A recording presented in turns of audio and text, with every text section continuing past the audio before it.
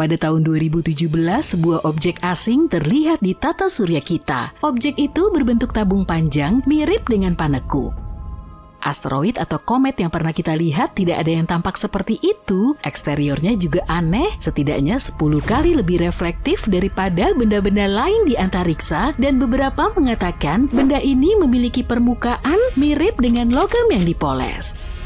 Ketika melewati matahari dan meninggalkan jangkauan kita, benda itu berakselerasi lebih cepat dari yang bisa dijelaskan oleh gravitasi kita. Sekilas benda ini seperti memiliki roket di punggungnya. Tamu tidak biasa ini bahkan memiliki nama khusus, yaitu Oumuamua. Nama ini berasal dari bahasa Hawaii yang berarti pengintai atau pengunjung dari negeri yang jauh. Dan karena karakteristiknya, para ilmuwan mulai bertanya-tanya apakah ini adalah kunjungan dari makhluk planet lain. Sebelum benar-benar percaya dengan dugaan fiksi ilmiah itu, para astronom mengumpulkan informasi yang bisa dipercaya. Dimulai dengan fakta bahwa Oumuamua pasti berasal dari tata surya lain, pasti ada kejadian buruk di sistem asalnya yang menyebabkan ia terlontar. Tapi mereka tidak tahu apakah benda itu komet atau asteroid. Keduanya merupakan benda langit yang mengorbit matahari, tapi memiliki komposisi dan perilaku yang berbeda. Komet sebagian besar tersusun dari es, debu, dan material berbatu yang sering disebut sebagai bola salju kotor. Ketika komet mendekati matahari, panasnya menyebabkan es menguap, melepaskan partikel gas dan debu ke angkasa. Hal ini menciptakan ekor bercahaya terang yang bisa memanjang hingga jutaan mil. Komet umumnya memiliki orbit elips yang seringkali membawa mereka dari bagian terjauh tata surya menuju ke matahari. Asteroid sebagian besar tersusun dari batu dan logam. Di tata surya kita, asteroid merupakan sisa-sisa pembentukan awal tata surya dan biasanya ditemukan di sabuk asteroid antara Mars dan Jupiter. Tidak seperti komet, asteroid tidak memiliki ekor saat mendekati matahari karena tidak memiliki es. Orbit asteroid umumnya mengikuti jalur yang lebih bundar dibandingkan dengan komet. Menurut perhitungan, Oumuamua seharusnya adalah komet karena tampaknya berasal dari lokasi yang berbeda di alam semesta. Namun Oumuamua tidak menunjukkan tanda-tanda khas aktivitas komet. Oumuamua tidak memiliki ekor dan tidak memuntahkan gas saat melintas. Tidak sepertiku. Meskipun berperilaku seperti komet, Oumuamua lebih mirip asteroid. Pertanyaan besar lainnya adalah bagaimana awal mula para ilmuwan bisa menemukan Oumuamua. Mengingat luasnya ruang dan waktu di galaksi, hal ini sungguh luar biasa. Bintang-bintang memiliki masa hidup jutaan atau miliaran tahun, dan pembentukan tata surya membutuhkan waktu ratusan juta tahun. Bahkan objek tercepat pun membutuhkan waktu puluhan ribu tahun untuk bergerak dari satu bintang ke bintang lainnya. Sebaliknya, manusia baru mengamati langit dengan teleskop selama sekitar 400 tahun, hanya sepenggal kecil dari waktu kosmik. Dan baru dalam beberapa dekade terakhir, bahkan beberapa tahun terakhir, kita memiliki teknologi untuk mendeteksi dan melacak objek-objek redup yang bergerak cepat. Entah batu-batu seperti ini berlimpah atau kita memang sangat beruntung bisa mendeteksinya, atau benda ini memang ingin dilihat.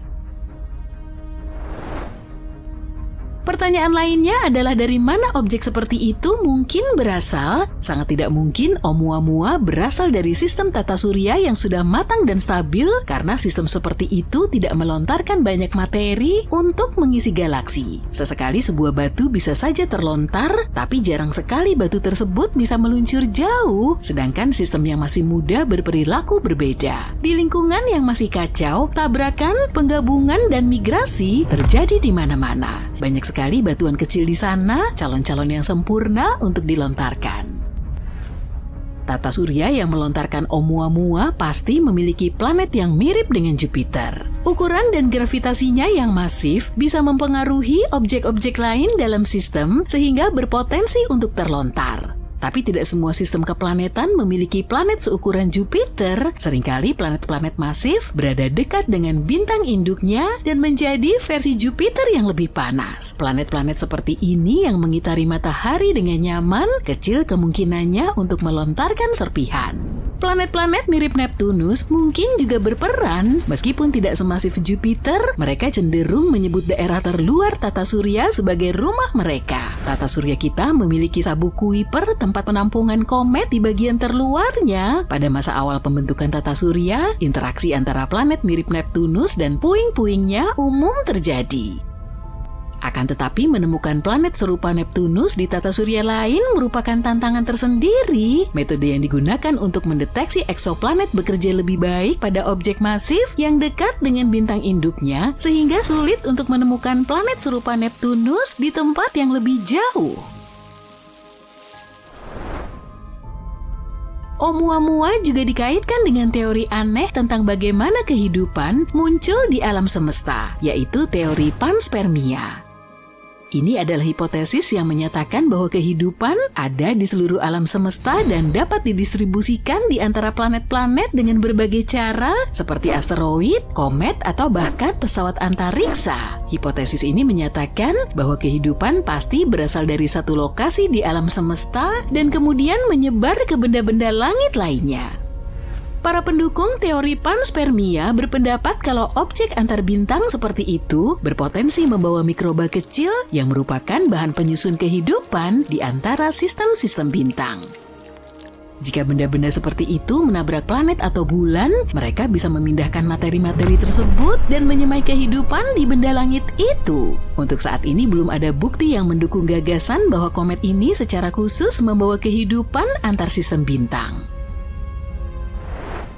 Setelah penelitian bertahun-tahun, konsensus umum yang didapat adalah bahwa Oumuamua memang sebuah komet. Alasan komet ini bergerak secara aneh adalah karena mungkin ada hidrogen beku di permukaannya yang bereaksi ketika terkena sinar matahari. Semakin dekat ke matahari, semakin cepat dia bergerak melepaskan hidrogen itu dan mengubah jalurnya di tata surya. Warnanya juga mendukung teori ini. Warnanya merah yang mungkin berarti dia telah terpapar sinar kosmik untuk waktu yang lama. Semakin lama terpapar oleh sinar-sinar itu, maka semakin banyak hidrogen yang dikumpulkannya.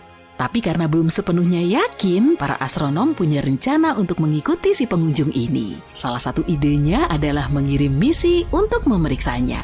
Komet ini sudah jauh dari kita, tapi mungkin belum terlambat. Kita mungkin bisa mengirimkan wahana yang cukup cepat untuk mengejar komet tersebut. Rencana ini dinamai Proyek Lyra dan bertujuan untuk menggunakan orbit Bumi dan Jupiter untuk melontarkan wahana cukup jauh untuk mencapai Oumuamua. Jika berhasil, ini akan menjadi wahana antariksa tercepat yang pernah dikirim ke luar angkasa. Salah satu potensi lintasan wahana antariksa ini adalah memanfaatkan tarikan gravitasi planet kita dan Jupiter sebagai efek lasso. Tapi bukan Ted Lasso ya. Wahana ini akan meninggalkan planet kita dan masuk kembali ke orbit Bumi sebelum akhirnya dilontarkan untuk mendekati tarikan Jupiter. Wahana ini akan dikirim kembali ke dekat planet kita untuk kedua kalinya dan dilontarkan dengan kekuatan yang cukup untuk mencapai komet. Proyek Lyra juga ditujukan untuk mengikuti tamu jauh kedua bernama Borisov. Yang satu ini ditemukan oleh seorang astronom amatir dan kini namanya disematkan padanya. Yang menarik tentangnya adalah tampilannya yang bersih. Mirip dengan Oumuamua, kita juga belum pernah melihat yang seperti Borisov. Penelitian terhadap cahaya yang berasal dari awan debu dan gasnya menunjukkan kalau ia sangat bersih dibanding objek-objek antariksa lainnya. Setelah pertama kali ditemukan pada bulan Agustus 2019, para astronom mempelajari lintasannya di tata surya dan menyimpulkan bahwa Borisov juga berasal dari bintang lain. Tapi Borisov memberi kita lebih banyak waktu untuk mempelajarinya karena ditemukan lebih awal dalam perjalanannya melintasi wilayah kita. Para peneliti menggunakan teleskop canggih untuk melihat debu dari Borisov. Mereka menemukan Borisov melontarkan lebih dari 180 kg debu setiap detiknya. Mereka juga menemukan bahwa Borisov memiliki lebih banyak karbon monoksida daripada komet-komet di tata surya. Tapi jumlahnya tidak sama di seluruh bagian komet. Hal ini menunjukkan objek antariksa itu mungkin mulai terbentuk di dekat bintang induknya sebelum kemudian menjauh. Mungkin karena ada planet yang lebih besar di sistemnya. Cahaya dari Borisov jauh lebih terpolarisasi daripada cahaya dari komet-komet lain yang pernah kita lihat dan awannya sangat halus. Hal ini menunjukkan kalau Borisov tidak pernah berinteraksi dengan bintang lain.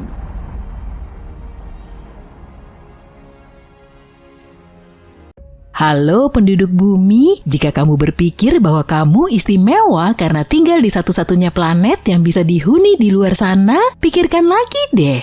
Apa yang membuat sebuah planet cocok untuk kehidupan? Ada banyak faktor seperti planet itu sendiri, tetangganya, dan bintang yang diorbitnya. Planet Laik-Huni pada dasarnya adalah planet yang bisa menopang kehidupan dengan berbagai hal seperti akses ke air, sumber energi, dan nutrisi. Bumi misalnya berada di titik manis yang dikenal sebagai zona Laik-Huni, di mana ia bisa memiliki air dalam bentuk cair di permukaannya. Tapi hanya dengan berada di zona ini tidak berarti sebuah planet bisa dihuni. Faktor-faktor seperti tingkat radiasi yang sangat tinggi bisa membuat sebuah planet tidak bisa dihuni meskipun temperaturnya tepat. Jadi intinya kita butuh air, sesuatu untuk mengorbit, dan seperangkat nutrisi yang berasal dari bahan kimia yang bisa ditemukan di tabel periodik unsur Mendeleev atau makanan ringan yang kamu beli. Lihatlah eksoplanet yang dinamai K218b ini. Istilah eksoplanet tidak berarti bahwa planet ini eksotis. Istilah ini hanya menunjukkan bahwa planet ini terletak di luar tata surya.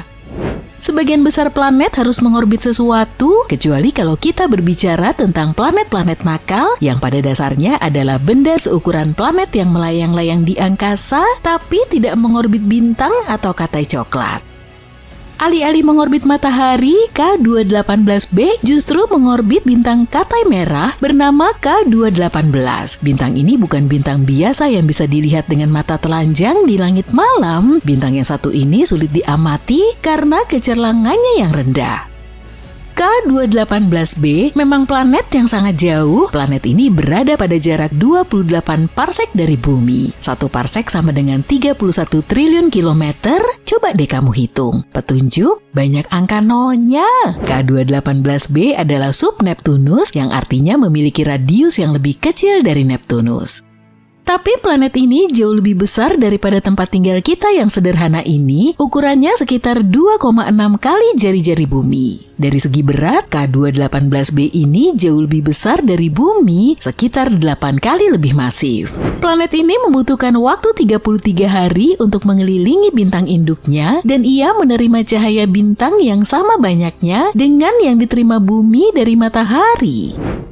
Planet ini memiliki intensitas cahaya 1,28 kali lebih besar daripada bumi dan memiliki suhu keseimbangan minus 2 derajat Celcius. Ini bukan berarti bahwa K218b terasa seperti New York di bulan Januari. Ini hanya memberi kita gambaran tentang suhu teoritis yang ada di sana. Suhu keseimbangan planet pada dasarnya adalah suhu yang akan dimiliki planet jika dia memiliki radiasi yang seimbang. Suhu ini terjadi ketika jumlah panas yang keluar dari planet sama dengan jumlah panas yang masuk. Jarak triliunan mil yang memisahkan kita tidak menjadi masalah bagi teleskop-teleskop canggih seperti teleskop antariksa Kepler yang menemukan planet ini serta teleskop antariksa James Webb yang sedang mempelajari atmosfernya. Pada tahun 2019, para ilmuwan mengumumkan mereka menemukan uap air di atmosfer eksoplanet K218b. Hal ini memicu ketertarikan yang lebih besar pada dunia yang aneh ini. 4 tahun kemudian, teleskop Webb mendeteksi karbon dioksida dan metana yang berputar-putar di udara planet ini. Karbon dioksida pada dasarnya adalah sahabat kita di bumi. Manusia membutuhkannya untuk bernapas dengan baik dan menjaga pH darah kita, dan tanaman juga menyukai zat ini karena membantu mereka membuat oksigen melalui fotosintesis. Jelas kita tidak bisa bertahan hidup tanpanya, begitu juga tanpa metana. Tapi permata kecil ini membuat beberapa ilmuwan semakin bersemangat karena ditemukannya beberapa molekul gas dimetil sulfida di atmosfer. Pada tahun 2023, para ilmuwan dari University of Cambridge menemukan molekul-molekul berbasis karbon seperti metana dan karbon dioksida di K218b dengan bantuan JWST.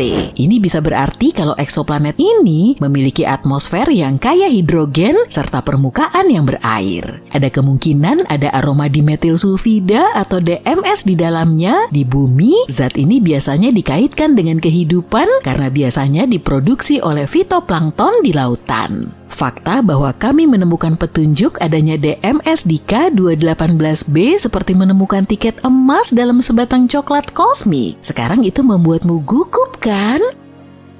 Mengapa DMS begitu penting? DMS adalah pahlawan super di planet kita yang memainkan peran penting dalam siklus belerang dan bahkan mempengaruhi iklim kita dengan membantu pembentukan awan. Dan menemukan DMS di planet lain bisa jadi pertanda adanya kehidupan yang mirip dengan kehidupan di bumi. Sepertinya planet ini adalah tempat yang menyenangkan dengan suhu yang tidak terlalu panas dan semua nutrisi yang tepat untuk membuat kita tetap hidup. Jadi gimana pendapatmu tentang penampakannya secara keseluruhan?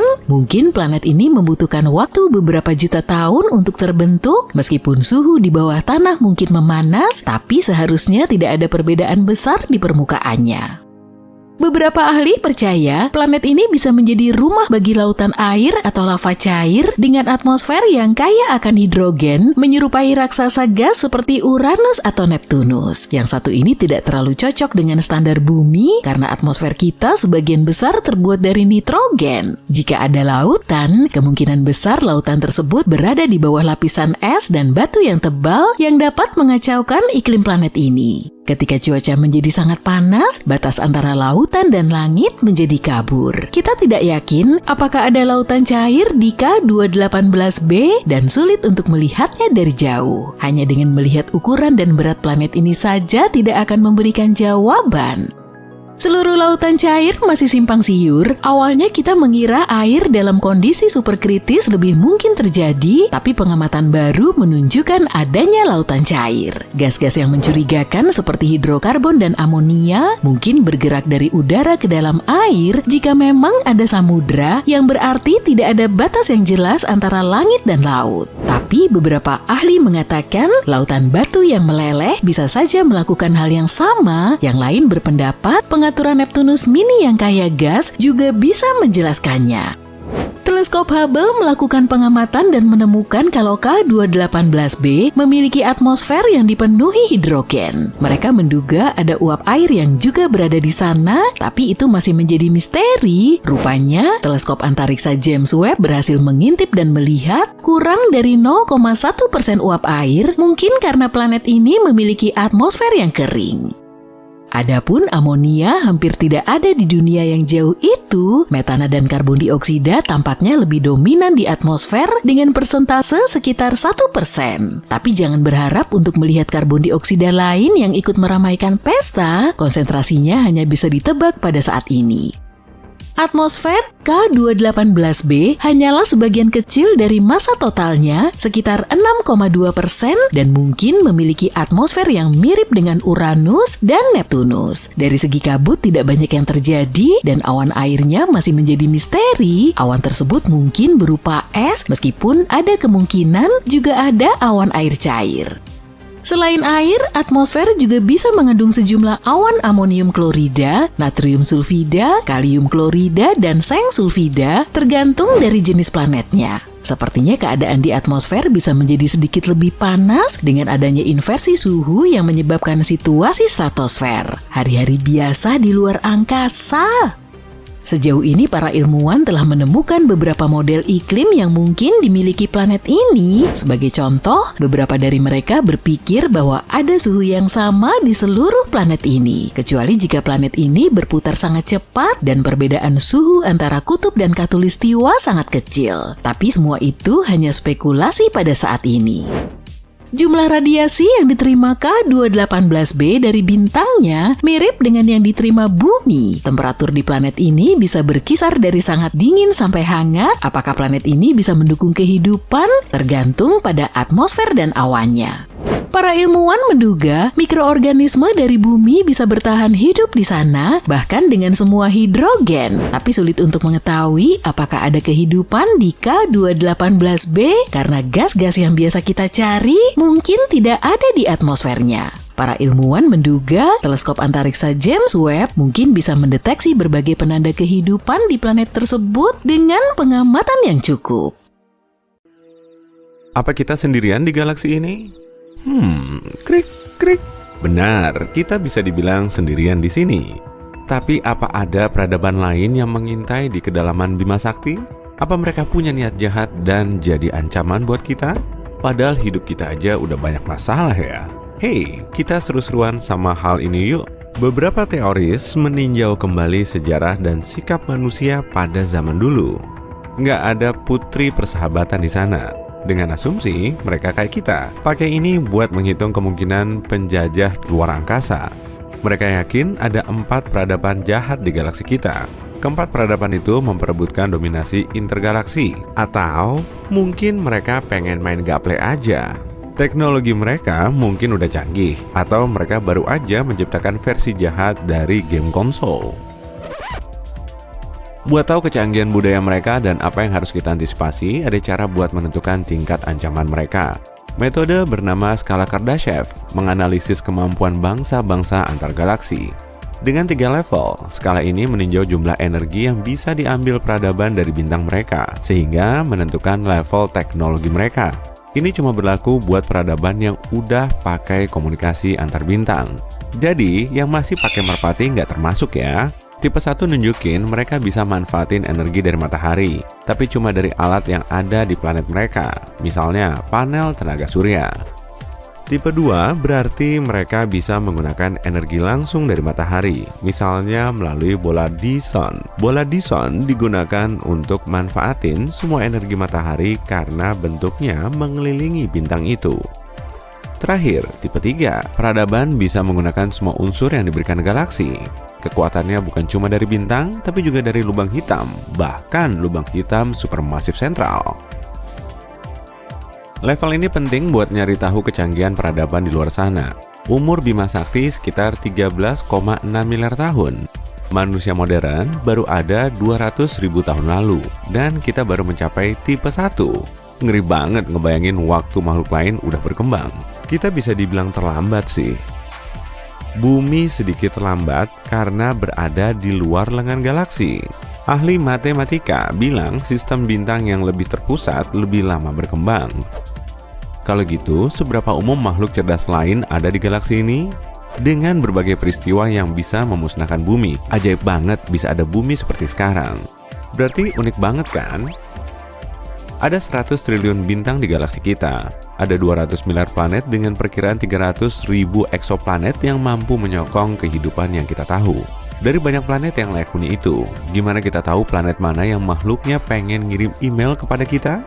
Tentu aja, nggak ada yang punya waktu buat ngitung satu-satu. Persamaan Drake bisa ngasih kita perkiraan angka kalau kita ngambil rata-rata dari beberapa faktor kunci. Persamaan ini memecah kriteria berapa banyak planet yang dihuni makhluk cerdas sampai bisa berkomunikasi. Angkanya besar karena banyaknya bintang yang memiliki planet. Dari sana, kita saring lagi ke zona layak huni di tata surya. Zona ini disebut zona Goldilocks karena jaraknya pas, nggak begitu jauh dan nggak begitu dekat dari matahari. Kita kurangi lagi angkanya dengan menghitung planet layak huni yang bisa menyokong kehidupan. Dan dari beragam tempat itu, persamaannya mengambil kemungkinan jumlah makhluk cerdas dan apakah mereka cukup cerdas untuk berkomunikasi. Kriterianya rumit, jadi persamaannya agak sulit dijelaskan. Tapi kira-kira ada 100 juta planet dengan peradaban cerdas. Tapi, kayak sejarah dan kesulitan bumi, peradaban ini juga mungkin mengalami kesusahan. Peristiwa yang mengancam kehidupan harus dimasukkan ke persamaan itu, misalnya asteroid, suar matahari, supervulkan, dan supernova. Mereka juga mungkin aja menghancurkan diri sendiri lewat teknologi, misalnya dominasi kecerdasan buatan atau nanoteknologi, atau dengan merusak ekosistem mereka dan kehabisan sumber daya, atau karena gegabah aja. Kalau kita masukin ini ke persamaan, peradaban yang tersisa mungkin sekitar 15.000. Tapi apa yang mereka mau dari manusia? Kita emang punya banyak materi langka yang mungkin bernilai, siap buat ditambang dan mudah didapat. Selain jumlah air melimpah yang bisa mereka ambil sampai habis, hidrogen juga unsur wajib buat bahan bakar roket. Meskipun unsur-unsur ini nggak langka di galaksi dan bisa diambil lebih mudah dari tata surya atau asteroid yang lebih dekat. Teknologi kita mungkin bikin mereka penasaran.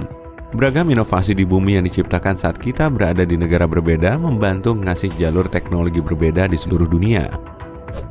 Peradaban lain mungkin aja ngambil jalan yang benar-benar beda dan nggak belajar hal seru lain di bumi. Misalnya karaoke. Sama halnya kayak sains serapan yang mungkin berkembang di atmosfer berbeda dengan unsur berbeda. Sains mereka sebagian besar akan terpengaruh itu, dan sains kita akan menambah pengetahuan mereka. Lalu, ada satu hal terlangka di galaksi. Bumi bisa menyokong kehidupan. Ini bakal berguna banget buat penjelajah antar galaksi daripada melewati proses lama ngubah planet yang nggak layak huni jadi kayak bumi. Kenapa nggak rebut aja? Dengan markas nyaman, ini bakal jadi tujuan wisata cantik saat mereka lagi istirahat menaklukkan peradaban lain. Untungnya, mereka nggak akan tertarik makan kita atau mungkin nggak akan nafsu buat makan apapun di bumi. Mereka harus punya biokimia dan enzim yang sama buat memproses molekul yang membentuk kita. Phew! Tapi kemungkinan besar sih, mereka pengen menyingkirkan saingan.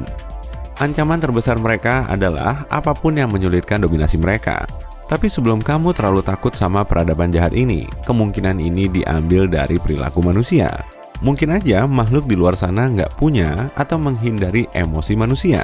Misalnya, kapasitas marah mereka mungkin terbatas, atau mereka bisa aja nggak punya kemampuan untuk itu.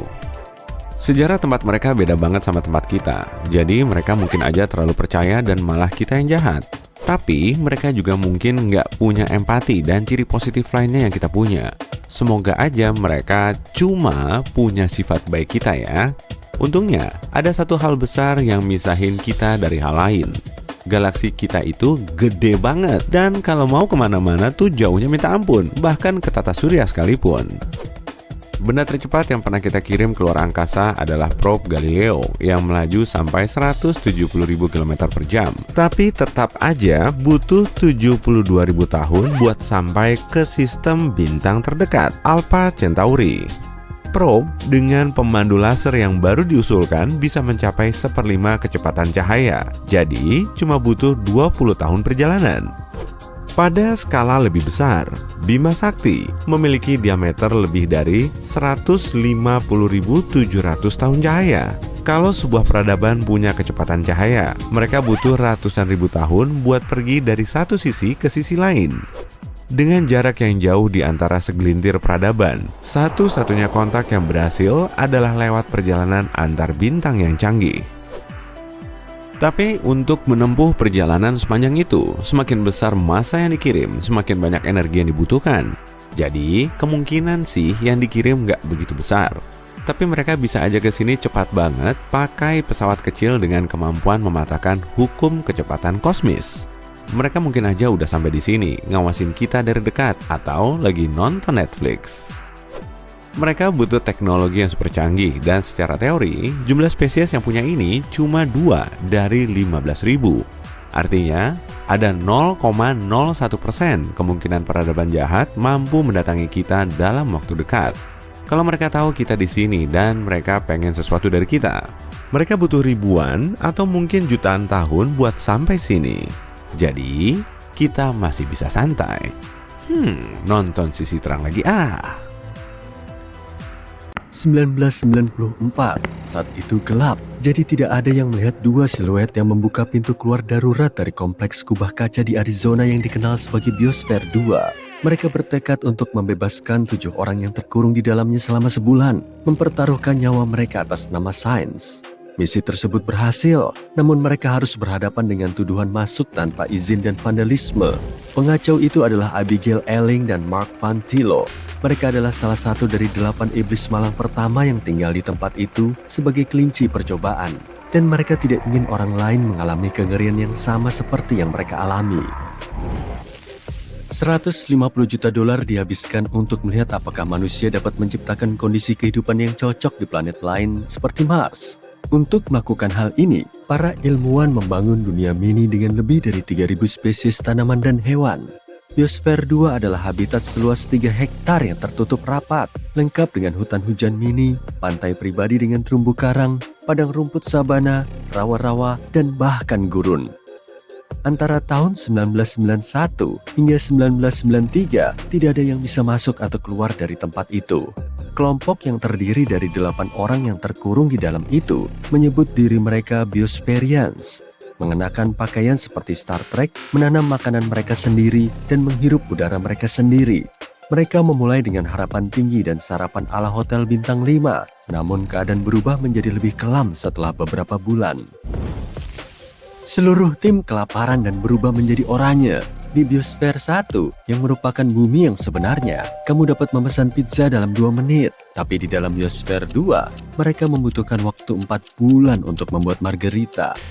Mereka harus memanen gandum untuk adonan dan memerah susu kambing untuk keju. Tujuannya adalah untuk benar-benar mandiri, dan mereka menjadi bagian dari atmosfer secara harfiah. Ketika mereka mengembuskan napas, CO2 memberi makan ubi jalar yang mereka tanam.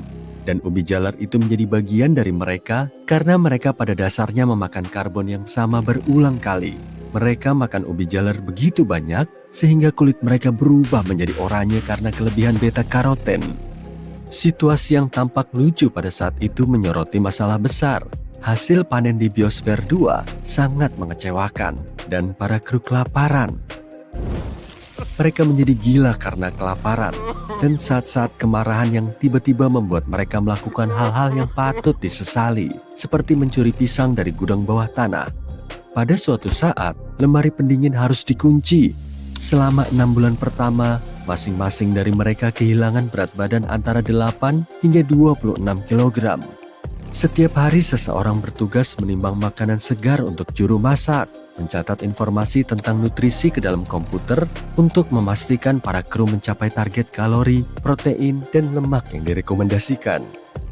Awalnya, makanan disajikan secara prasmanan, namun ketika para kru semakin lapar, para juru masak mulai membagi makanan mereka dengan cermat ke dalam porsi yang sama.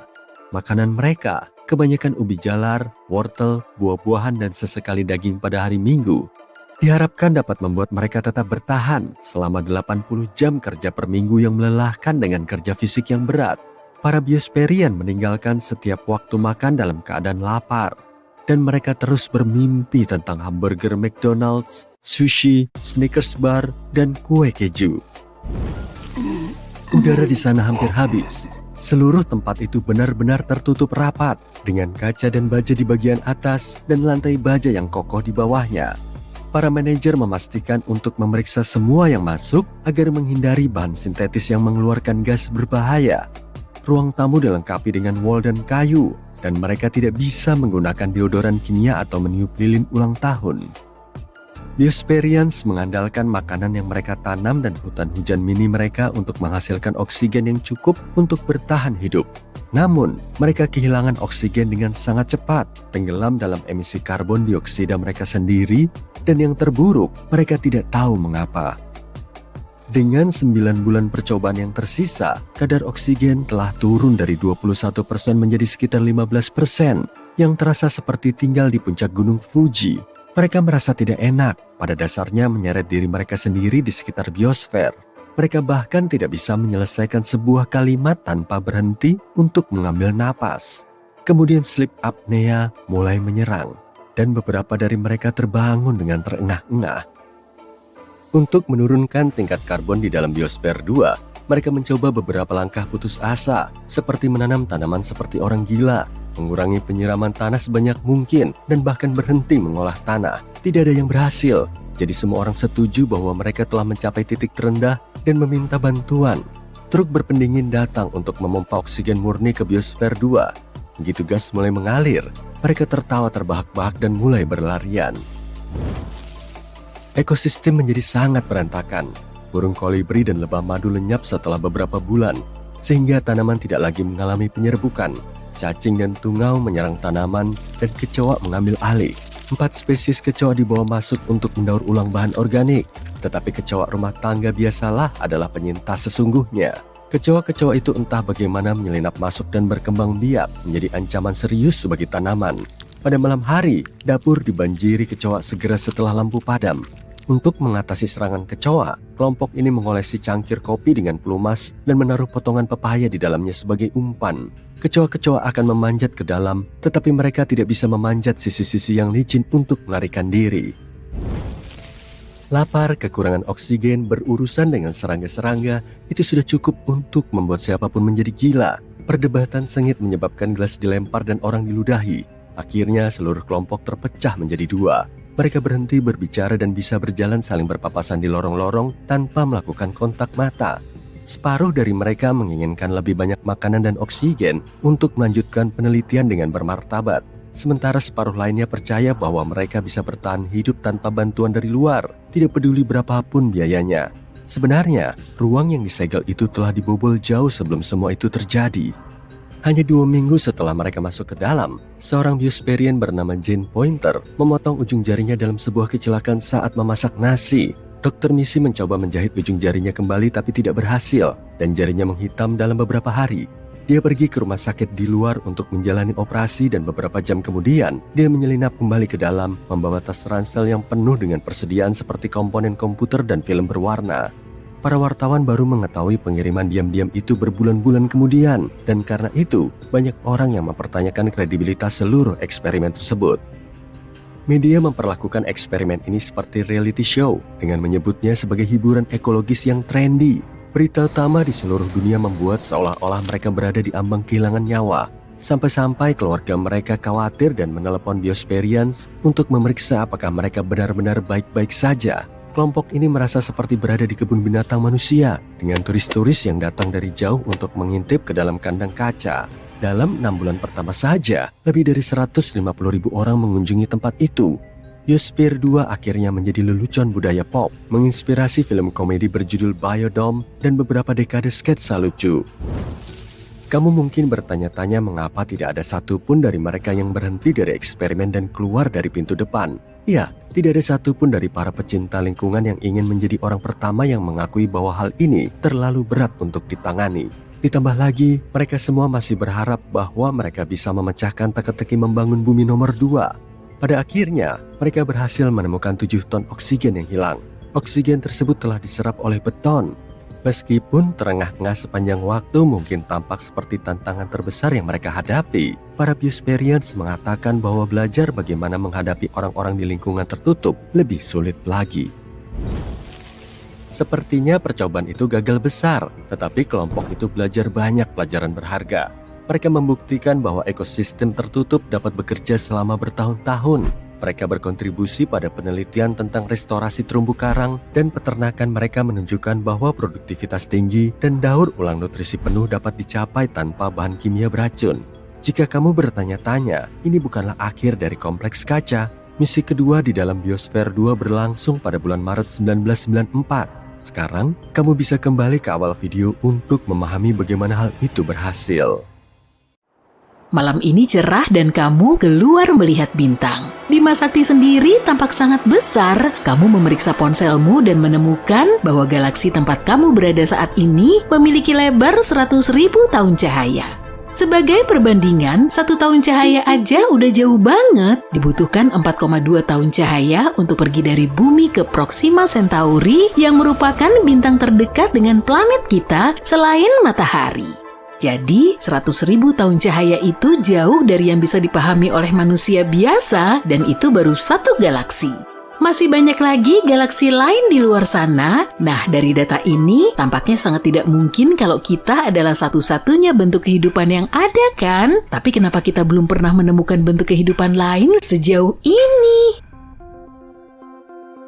Mari kita luruskan satu hal. Kehidupan di luar bumi nggak selalu berarti tentang makhluk hijau. Bisa juga berarti mikroorganisme, bakteri, dan tanaman yang dapat ditemukan di planet lain.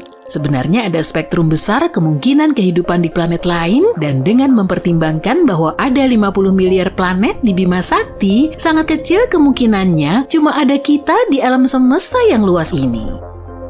Seperti apa kehidupan di planet lain? Inilah yang telah kita cari tahu selama bertahun-tahun. Yuk coba pikirkan bareng-bareng. Sebuah planet mungkin tidak memiliki kehidupan saat ini, tapi bisa jadi planet itu memiliki jejak-jejak bahan organik atau fosil yang berarti ada makhluk hidup yang pernah hidup di sana. Bisa juga ada planet di luar sana yang memiliki kehidupan dengan biokimia kompleks yang berarti planet itu bisa memiliki fauna seperti yang kita miliki di bumi, meski mungkin nggak sama. NASA menciptakan ilmu khusus yang didedikasikan untuk mempelajari bentuk-bentuk kehidupan di luar bumi. Ilmu ini disebut astrobiologi. Sejak badan antariksa ini didirikan pada tahun 1958, tidak butuh waktu lama untuk memulai mencari kehidupan di luar bumi. Mereka segera menyusun rencana aksi. Pertama, mereka perlu memahami bagaimana kehidupan di bumi terbentuk, dan kedua, bagaimana kehidupan bisa terbentuk di planet lain.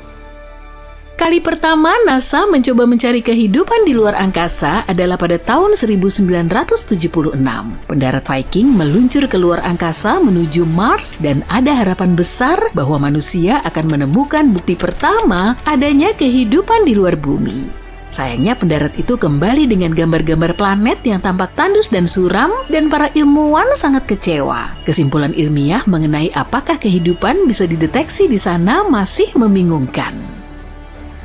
Tapi kamu harus tahu apa yang kamu cari untuk bisa menemukannya kan? Kegagalan misi Viking telah memicu perdebatan hangat di antara para ilmuwan NASA untuk mendefinisikan apa arti kehidupan yang sebenarnya. Dan itu juga menarik perhatian mereka pada sebuah detail kecil tapi sangat penting. Wahana antariksa yang berangkat dari bumi biasanya mengangkut mikroorganisme dan bakteri secara nggak sengaja karena bakteri-bakteri tersebut menempel pada wahana itu.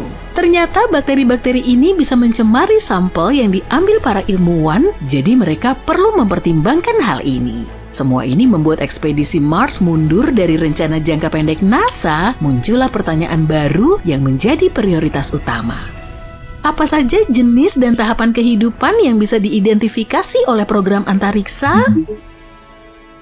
Para ilmuwan mungkin pernah menemukan kehidupan di planet lain, tapi mereka tidak bisa mengidentifikasinya sebagai kehidupan. Itulah sebabnya NASA mulai mempelajari planet kita sendiri dengan lebih baik. Mereka mempelajari segalanya, mulai dari bentuk kehidupan purba yang hidup miliaran tahun lalu, hingga makhluk hidup yang berkeliaran di planet kita saat ini.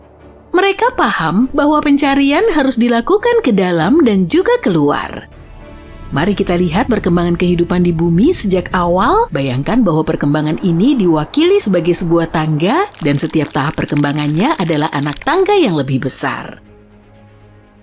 Pertama, kita akan melihat kimia dasar, sebuah elemen kimia lepas seperti yang kita lihat dalam tabel periodik. Namun, elemen ini perlu menyusun dirinya sendiri ke struktur yang lebih kompleks untuk dapat mereplikasi diri, berubah, dan berevolusi. Hal ini akan terjadi pada anak tangga kedua, di mana kita mulai melihat pembentukan organisme mikroskopis. Di anak tangga ketiga, sel-sel ini bergabung menjadi makhluk multiseluler yang memungkinkan adanya kompleksitas dan variasi yang lebih banyak. Anak tangga di atas menghasilkan spesies yang dapat berevolusi dengan otak besar, memungkinkan penggunaan alat, budaya, dan pengetahuan bersama. Disitulah manusia berada. Melihat tangga ini, orang mungkin bertanya, jadi apa yang dibutuhkan organisme multiseluler untuk berevolusi menjadi manusia yang sempurna? Inilah yang disebut dengan filter besar. Ini adalah lompatan evolusi besar yang membutuhkan banyak usaha dan kondisi lingkungan yang sempurna untuk mewujudkannya. Dan mengingat bahwa kita belum pernah mendengar tentang peradaban lain di luar sana, mungkin cuma kita yang mampu melakukan lompatan ini.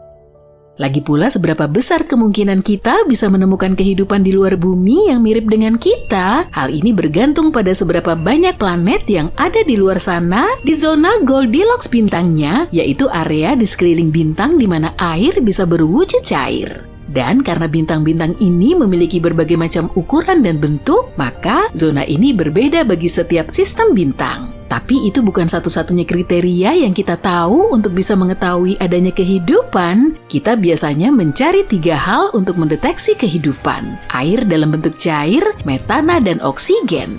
Air memungkinkan komponen-komponen kimiawi bercampur dan bergabung membentuk makhluk multiseluler. Metana dihasilkan dari proses penguraian yang dilakukan oleh bakteri, dan oksigen adalah produk sampingan dari respirasi tanaman. Ini adalah beberapa tanda yang diprogram untuk dicari oleh teleskop James Webb. Teleskop James Webb memiliki tujuan ambisius yang dapat merevolusi ilmu pengetahuan antariksa. Prioritas utamanya adalah mendeteksi bentuk-bentuk kehidupan dengan mempelajari galaksi-galaksi kecil yang mengorbit Bima Sakti. Teleskop ini juga akan mencari bintang-bintang tertua di alam semesta dan mencoba mengumpulkan data tentang asal-usul alam semesta itu sendiri.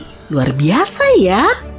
NASA bertaruh pada dua variabel dengan teleskop baru ini. Pemindaian menyeluruh terhadap apa yang disebut eksoplanet alias planet dari luar tata surya dan pencarian ekstremofil, jenis kehidupan yang menyukai lingkungan ekstrem.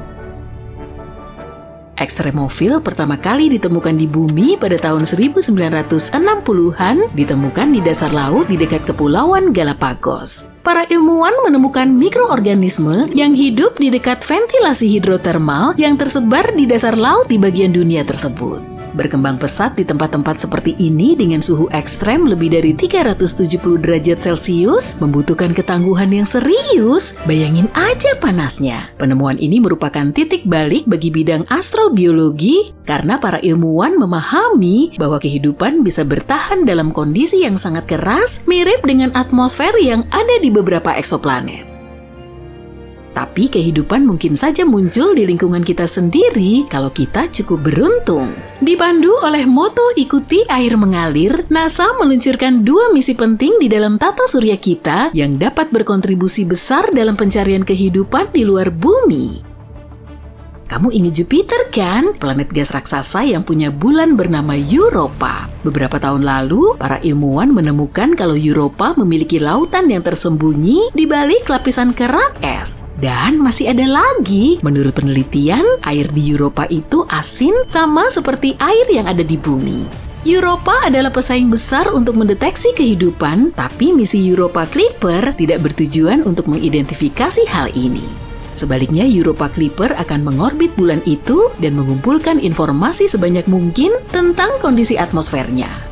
Misi lain yang juga akan mengorbit bulan adalah Dragonfly, sebuah octocopter yang akan menjelajahi bulan Saturnus, Titan. Peluncurannya diprogram untuk tahun 2027 dan baru akan tiba di orbit Titan sekitar tahun 2034. Wahana ini akan mengambil sampel dan memeriksa serangkaian lokasi yang menjanjikan di sekitar bulan es Saturnus dan siapa tahu bisa menemukan informasi baru mengenai kehidupan ekstraterestrial. Kita lihat aja bagaimana nanti, tapi menurutku sih kita udah selangkah lagi menuju penemuan besar.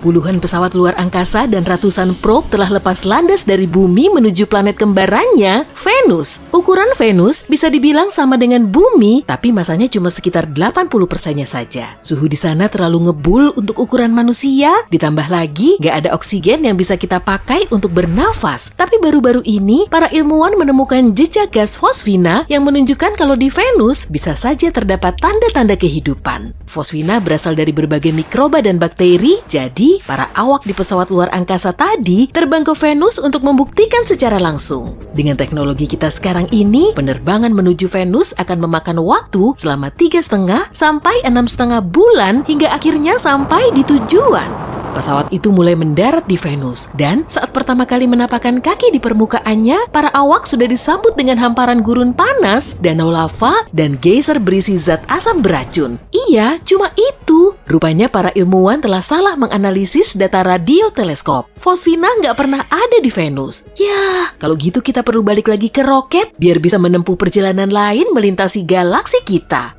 Para ilmuwan meyakini minimal ada 36 peradaban yang serupa dengan peradaban kita di galaksi Bima Sakti. Peradaban ini bisa saja berupa organisme hidup yang sangat berlainan dari kita, mungkin tubuh dan matanya kelihatan beda, cara jalan dan komunikasinya juga jauh berbeda. Tapi peradaban maju juga punya kriteria, di antaranya kemajuan teknologi dan komunikasi antar individu. Jadi, mereka pasti telah menjelajahi ruang angkasa, membangun kota maju, dan bisa saling berkomunikasi sebagai spesies yang bebas.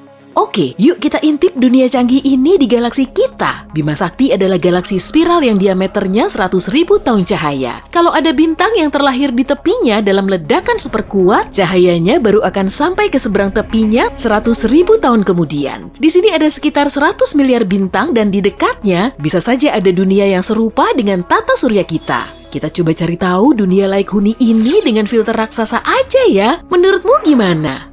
Kita perlu nyari bintang yang mengandung banyak zat besi dulu. Bintang ini menyala pada suhu yang sangat pas bagi berkembangnya kehidupan. Dan zat besi dalam sistem bintang akan membentuk inti planet yang kemudian akan dihuni oleh peradaban lain. Kita saring dulu galaksi Bima Sakti dengan filter kita tadi ya. Karena ada banyak sekali bintang yang sesuai dengan deskripsi ini. Kita perlu filter lain lagi. Nah, kita perlu nyari bintang yang mirip dengan matahari. Ukurannya harus sekitar 100 kali lebih besar dari bumi dan bobotnya 333.000 kali lebih berat. Yang terpenting justru umur bintang tersebut. Saat menua, bintang akan membesar dan berubah menjadi raksasa merah. Saat itulah ia akan menelan planet-planet di sekitarnya. Kehidupan di bintang ini bisa berakhir dalam ledakan besar yang menghancurkan semua objek di sekitarnya. Jadi, bintang yang kita cari harus relatif muda.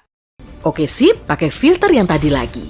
Jumlah bintangnya memang sudah berkurang, tapi tetap aja masih banyak. Berarti kita perlu fokus ke planetnya aja. Planet tersebut harus berada dalam zona Laik Huni dari bintang induknya. Jaraknya nggak harus saling berdekatan, karena suhunya bisa terlalu panas bagi terbentuknya kehidupan. Tapi juga jangan terlalu jauh, nanti malah jadi bongkahan es tanpa kehidupan sama sekali. Suhu planet ini harus kondusif agar airnya tetap berwujud cair. Filter lainnya yaitu umur calon planet. Peradaban maju cuma akan terbentuk setelah melalui proses yang panjang. Kalau di bumi, prosesnya diperkirakan selama 4,5 miliar tahun hingga manusia muncul, maka kita perlu nyari planet yang seumuran atau lebih tua dari bumi.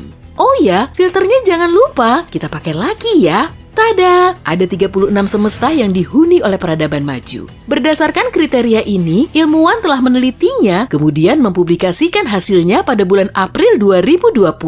Wah, berarti tinggal mencari lokasi persisnya dan mengupayakan interaksi dengan peradaban ini.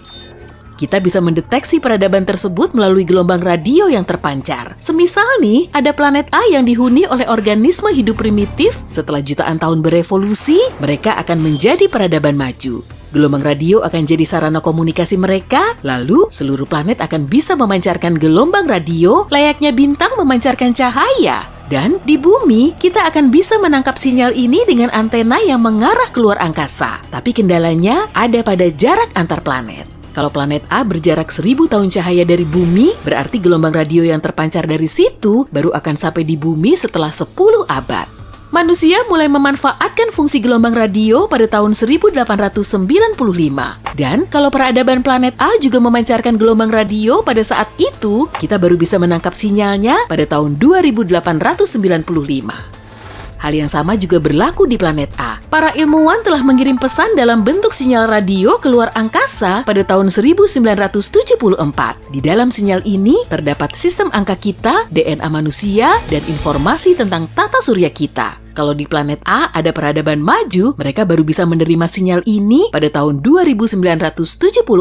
Dan kita perlu menunggu 1 milenium lagi untuk mendapat balasan dari mereka. Kendala lainnya yaitu gelombang radio nggak terdeteksi seperti cahaya yang menyala konstan, tapi lebih mirip seperti nyala suar. Gelombang radio cuma dimanfaatkan pada fase tertentu. Awalnya, gelombang ini menjadi sarana komunikasi utama, tapi sekarang kita mulai beralih ke ponsel, TV kabel, dan serat optik. Dan saat teknologinya semakin maju, pancaran gelombang radio kita akan memudar. Jadi, waktu kita cuma sekitar 100 tahun untuk mencari sinyal radioaktif yang digunakan oleh suatu peradaban. Para ilmuwan sempat menangkap sinyal radio aneh yang sumbernya nggak diketahui. Berdasarkan karakteristiknya, sinyal ini dihasilkan secara artifisial, mungkin oleh peradaban di luar angkasa atau pesawat antariksa yang kebetulan lewat. Setelah ditelusuri lebih lanjut, sinyal ini hilang tanpa jejak, sehingga memunculkan banyak teori dan argumen. Kemungkinan sinyal ini berasal dari bumi, kemudian terpantul oleh satelit yang sedang melintas. Atau jejak komet yang jaraknya bertahun-tahun cahaya. Gimana kalau kita asumsikan sinyal ini berasal dari peradaban di luar angkasa? Salah satu dari 36 peradaban itu loh, berarti kita perlu menghubungi peradaban ini. Setelah semua perbekalannya siap, kita langsung meluncur ke planet tujuan. Roket kita bisa melesat secepat 28.300 km per jam. Dengan roket ini, kita bisa piknik keliling Amerika cuma dalam 8 menit. Dan meskipun ada peradaban maju di sekitar bintang terdekat kita, Proxima Centauri, waktu tempuh ke sana selama 73.000 tahun. Dengan kecepatan cahaya pun, waktunya sekitar 4,2 tahun. Jadi kita perlu mencari solusi dari kendala perjalanan angkasa ini. Para ilmuwan berencana menambah kecepatannya sampai 1/4 kecepatan cahaya, yaitu dengan memanfaatkan laser. Sinar laser kuat dari bumi akan mendorong probe mikroskopik dengan lintasan akurat, dan probe ini bisa sampai tujuan setelah melesat selama 17 tahun. Dan 4 tahun kemudian, saat sinyalnya sampai di bumi kita akan mengonfirmasi adanya peradaban maju di sana. Sebagai alternatif, perjalanan super ngebut di atas kecepatan cahaya ini bisa dilakukan dengan pesawat ruang angkasa berteknologi Red Bubble. Wahana ini perlu menkompresi ruang yang akan dilaluinya, kemudian meregangnya di belakang ekor. Dengan begini, para awak diprediksi akan bisa sampai di semua tempat yang ada di alam semesta cuma dalam hitungan detik. Perlu diingat ya, konsep seperti ini masih jadi imajinasi.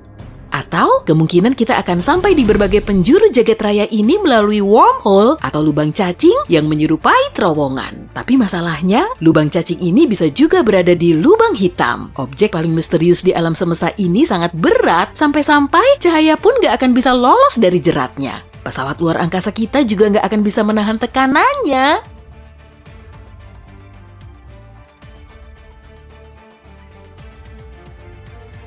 Teori lain menyebutkan kalau bumi kita unik. 4,5 miliar tahun yang lalu, planet kita cuma berupa satu blok lava yang mulai dingin dan menjadi padat. Tapi kondisinya berubah jadi kacau saat asteroid seukuran bumi melintas di atmosfer. Terjadilah benturan yang bikin bumi kita nggak hancur lebur, tapi sebagian asteroid masih berada di orbit kita. Batuan berat ini kemudian menstabilkan rotasi bumi, dan akibat dari interaksi gaya gravitasi dengan puing raksasa ini, inti bumi terus memanas. Asteroid juga membawa banyak air menuju bumi. Meski begitu, benturan seperti ini sangat mustahil. Ibaratnya seperti menang lotre sampai berkali-kali dan berturut-turut. Tapi sejauh ini, belum ada bukti kuat yang bisa meyakinkan kita kalau di luar sana memang ada kehidupan. Sementara itu, kita juga belum punya bukti kuat kalau di jagat raya ini gak ada peradaban maju selain peradaban kita.